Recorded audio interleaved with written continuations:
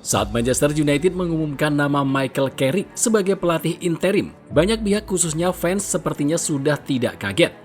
Carrick bukanlah sosok baru. Ia adalah sosok lama yang pernah lama mengenakan jersey setan merah dan bahkan juga pernah berdiri di pinggir lapangan dengan setelan jas formal. Kedatangan Carrick tak disambut meriah, namun bukan berarti mendapat sambutan sinis, melainkan hanya sebuah sambutan biasa, seolah hanya seperti angin lewat. Tapi siapa sangka, hanya dalam tempo yang singkat, Michael Carrick sudah berpeluang untuk melewati rekor terbaik Ruben Amorim di Old Trafford. Kini, satu pertanyaan klise bergema. Sudah layakkah Michael Carrick menjadi pelatih permanen Manchester United? Roy Keane, mantan kapten Manchester United, sosok legenda yang terhormat, langsung punya jawaban yang tegas. Menurutnya, Carrick belum pantas untuk jadi pelatih permanen setan merah.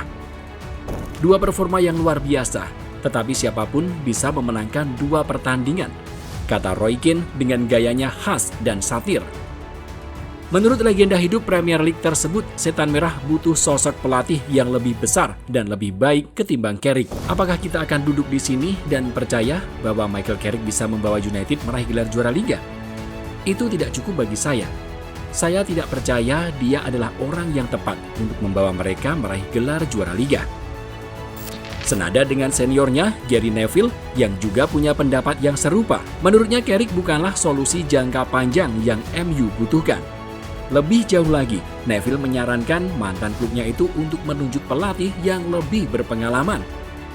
Saya pikir tepat jika Carrick mempertahankan posisinya hingga akhir musim dan kemudian menyerahkan tongkat estafet kepada Tuchel atau Ancelotti, seseorang dengan kualitas dunia. Tak ada yang salah dengan pendapat dua legenda tersebut. Memang seperti itulah atmosfer kerja di Manchester United. Penuh dengan tekanan, penuh dengan sinisme, dan penuh dengan beban berat yang muaranya adalah sejarah prestasi dan nama besar di masa lalu. Ini baru tekanan dari luar, belum lagi tekanan dari dalam yang muaranya bisa berasal dari kepentingan bisnis. Sesuatu yang sepertinya membuat Ruben Amorim tak kuat dan berakhir dengan pemecatan.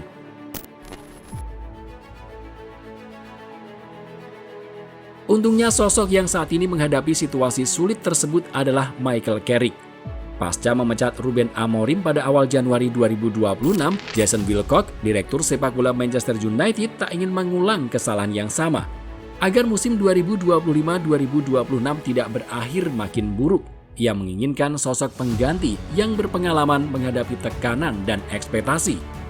Sosok yang akrab dengan sorotan tajam dan sosok yang tetap nyaman di tengah lingkungan yang sulit.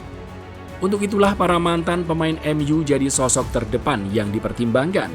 Dan di antara nama-nama seperti Ole Gunnar Solskjaer, Ruud van Nistelrooy, dan Darren Fletcher, nama Michael Carrick jadi yang terpilih.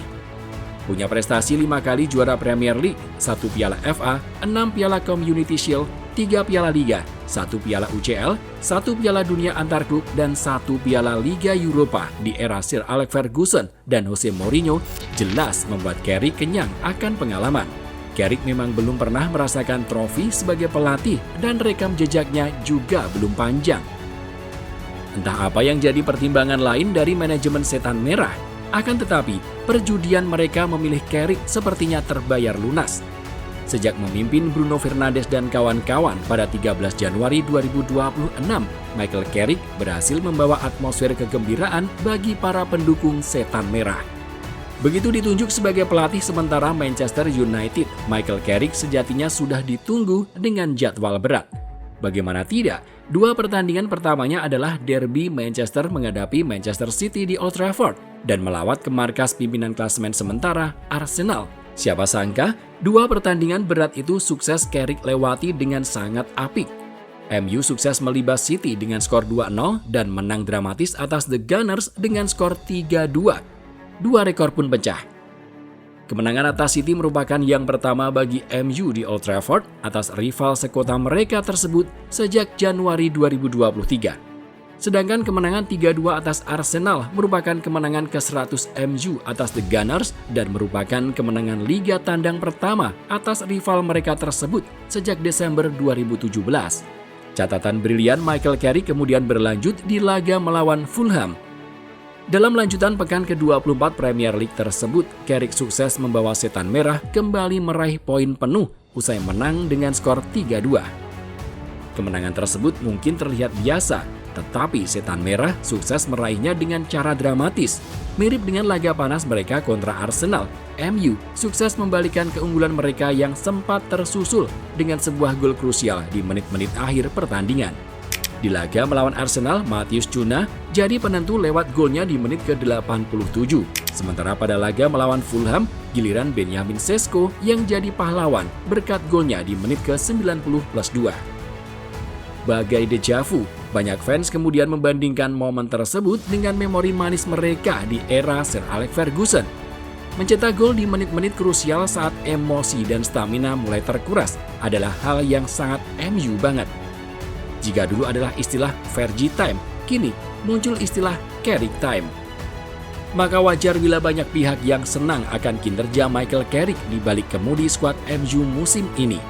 Dengan catatan 100% kemenangan dalam 3 pertandingan, Carrick telah berhasil menyamai pencapaian Ruben Amorim di Old Trafford.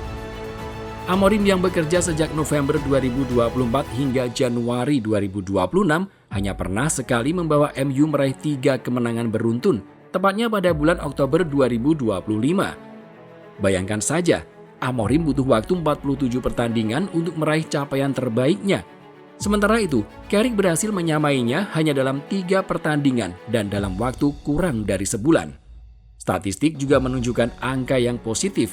3 poin penuh dalam 3 pertandingan berhasil mendongkrak posisi MU dari peringkat 7 ke peringkat 4 klasemen Premier League dan masuk ke zona Liga Champions.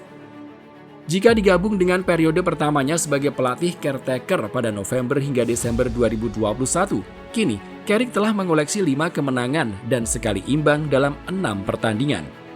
Dengan catatan tanpa kalah, Carrick memang telah berhasil menunjukkan bukti nyata akan kinerjanya yang ampuh. Satu hal lagi yang membuat Carrick spesial adalah ia berhasil mengembalikan performa pemain yang sempat meredup di era Ruben Amorim.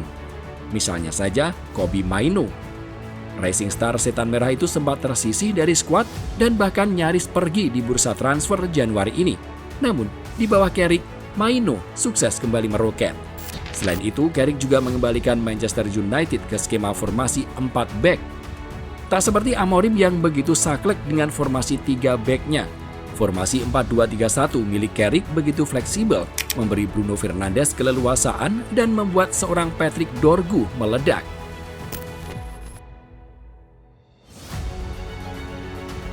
Pertanyaan yang benar sebetulnya bukanlah apakah Michael Carrick sudah layak untuk menjadi manajer permanen, akan tetapi apa keputusan akhir dari Manchester United? Melanjutkan kisah bersama Carrick atau tetap berada di rencana awal, yakni mencari pelatih permanen untuk musim depan. Melihat catatan Carrick sejauh ini, wajar bila ia layak dipertimbangkan untuk dipermanenkan sebagai manajer jangka panjang. Carrick tak hanya berhasil membawa kemenangan, tetapi juga atmosfer positif yang sukses mengembalikan kepercayaan dan harapan para fans. Berbeda dengan Roy Keane dan Gary Neville, Rio Ferdinand dan Wayne Rooney justru percaya akan kapasitas Michael Carrick sebagai manajer Setan Merah.